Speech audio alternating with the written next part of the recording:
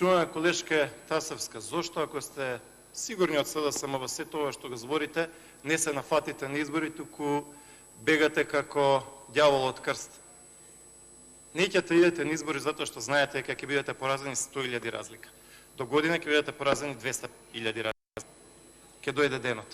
И уште една работа во мојата последна контрреплика сакам да ви кажам. Колеги од СДСМ, вие ќе гласате за господинот Хисен Джемаили да биде министер. Тој беше амнестиран во случајот Мавровски работници. Да ви кажам, почитувани колеги, има некои пратеници кои што тогаш беа во овој парламент и гласа на поинаков начин.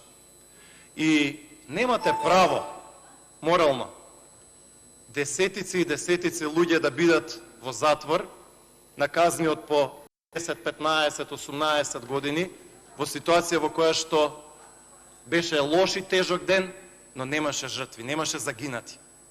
Вие ќе направите човек сега, министер, човек што бил амнестиран за случајот Мавровски работници, ќе го направите министер. А во исто време затворите се полни со 2,5 века пресуди за луѓе кои што ги чекаат нивните дома.